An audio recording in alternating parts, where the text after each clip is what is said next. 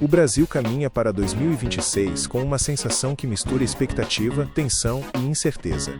Faltam meses para a eleição presidencial, mas olhando para as pesquisas mais recentes, uma coisa já é clara: nada está decidido.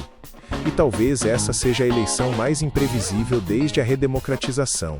Hoje, quando institutos perguntam aos eleitores em quem votariam se a eleição fosse agora, dois nomes dominam praticamente todos os cenários. De um lado, o atual presidente Luiz Inácio Lula da Silva. Do outro, crescendo de forma consistente nas simulações, o senador Flávio Bolsonaro.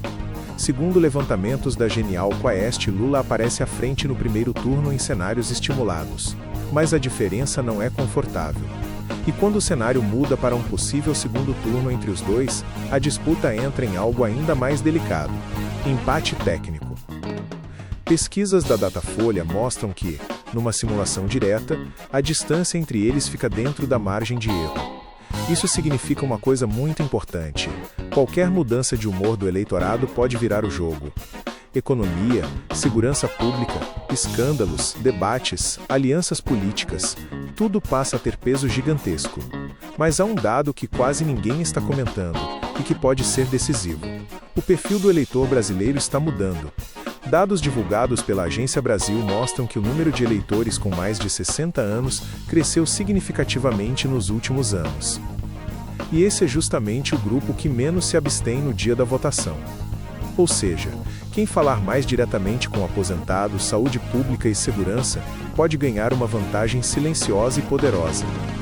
Outro ponto pouco discutido está na quantidade de indecisos.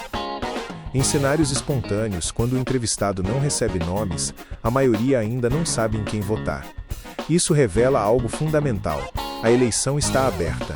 Muito mais aberta do que parece. Levantamentos anteriores, como os da Atlas Intel, chegaram a mostrar Lula com ampla vantagem meses atrás. Mas, conforme a pré-campanha avança, o cenário vai se tornando mais competitivo. E é aqui que a narrativa política passa a ser tão importante quanto os números. Porque pesquisas mostram fotografia do momento, mas eleições são decididas pelo movimento.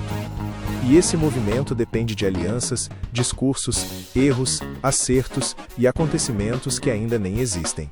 Enquanto isso, o campo da direita ainda apresenta fragmentações que podem tanto fortalecer quanto enfraquecer o nome que for para o segundo turno. E o campo da esquerda aposta na força histórica de Lula, mas precisa lidar com desgaste natural de governo e polarização intensa. O que isso tudo nos diz? Que, hoje, Lula lidera, que Flávio Bolsonaro encosta perigosamente, e que o eleitor indeciso pode ser o verdadeiro protagonista dessa eleição. No fim das contas, a eleição de 2026 não será decidida apenas por quem tem mais intenção de voto agora, mas por quem conseguir conquistar quem ainda não decidiu. Porque, no Brasil de hoje, os números apontam tendências, mas o resultado final ainda está sendo escrito.